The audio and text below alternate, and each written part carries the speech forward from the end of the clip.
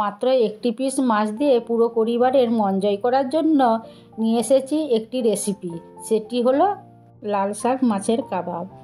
নমস্কার বন্ধুরা, আজকের মেনু চ্যানেলের আপনাদের স্বাগত জানাই। তবে চলুন দেখা যাক কী করে বানাই।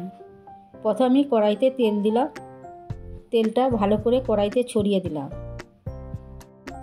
তেলটা গরম হয়ে গেলে কড়াইতে দিয়ে দেব মাত্র একটা রুই মাছের পিস, আর দিয়ে দিলাম একটা টমেটো, আর সিদ্ধ করা 2 টুকরো আলু, আর দিয়ে দেবো 2টো কাঁচা লঙ্কা,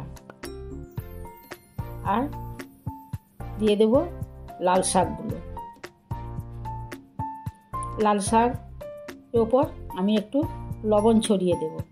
আপনাদের কাছে সেদ্ধ আলু না থাকলে ছোট ছোট করে কেটে দিয়ে দেবেন, ঢাকা দিলে সেদ্ধ হয়ে যাবে।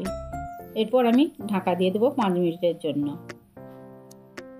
এখানে পুরানো বন্ধুদের জন্য রইল ধন্যবাদ, আর নতুন বন্ধুদের জন্য অনুরোধ রইল সাবস্ক্রাইব করার জন্য। এবার আমি উল্টে পাল্টে দিলাম, আর আমি ঢাকা দেব না, এইভাবে উল্টে পাল্টে ভেজে নেব।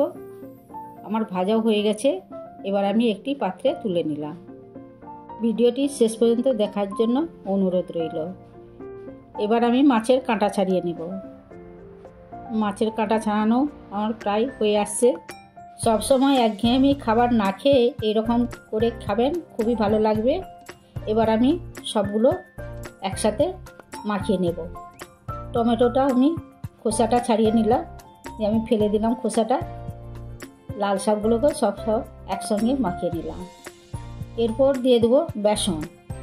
আমার যতটা পরিমাণে বেসন লাগে আমি ততটাই দিয়েছি। আপনাদের যদি বেশি করতে চান বেশি বেসন দেবে। দিয়ে দিলাম লবণ, হলুদ গুঁড়ো, লঙ্কার গুঁড়ো, জিরে গুঁড়ো, আর দিয়ে দেব আদা রসুন পেস্ট। দিয়ে আমি এগুলো ভালো করে মাখিয়ে নেব। এতে দিয়ে দিলাম পেঁয়াজ কুচি, আর এগুলোকে আমি ভালো করে মাখিয়ে নিলাম। জল লাগবে না, কেন টমেটোটা রসালো জিনিস, এতেই মাখানো হয়ে যাবে।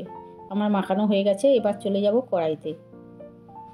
কড়াইতে তেল দিলাম একটু বেশি পরিমাণে, দিয়ে আমি তেলটা চারদিকে ছড়িয়ে দিলাম কড়াইয়ের মধ্যে।